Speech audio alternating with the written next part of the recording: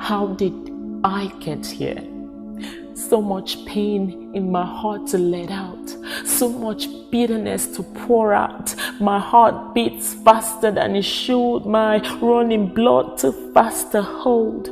My blood runs with fear of being spilled out for nothing. Wine now has more value than my priceless blood. How did I get here?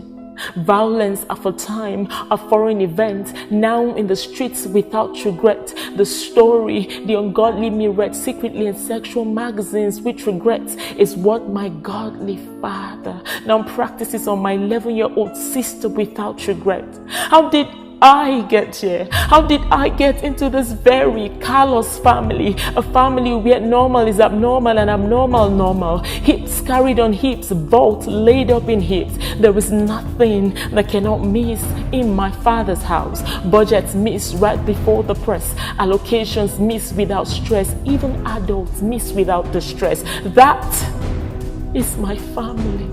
Under the watch of a greedy father who is celebrated for getting all he can, canning all he has, and sitting on the can. Yet he's wretched, empty, and unhappy. How did I get here? Who do I run to? I am sick and tired of being sick and tired. We all seem hopeless and helpless, heading nowhere. Even my God seems so far away. I lie to get a job, changed my name to walk in name. I reduced my age to get an edge in a bank called Heritage, even sold my body to get a job in Broadway. How did I get here? David screamed help, for the godly man ceases. I eat like an orphan in my own farm. I'm a bloke and broke, jobless and helpless. The only time my frustration is lightened is a minute after I sleep and a minute before I wake. But who cares?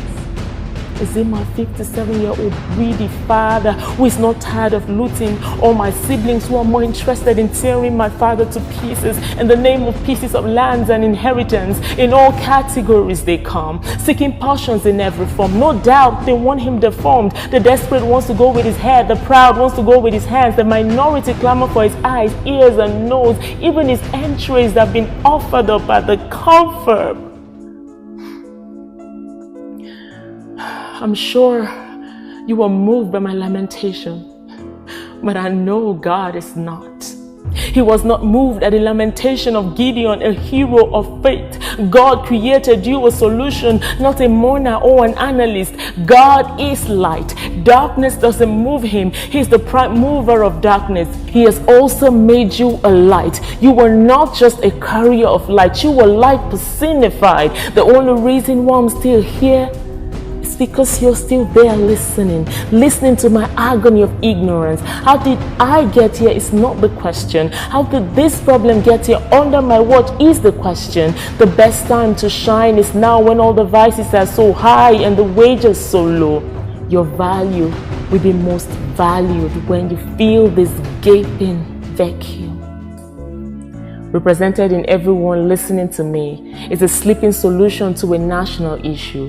Like the 4 lepers, I dare to tell you, if you sit here, you die. If you retreat, you die. The only way forward is forward. Isaiah said, arise, shine, for the world earnestly awaits your manifestation in filling this gaping gap.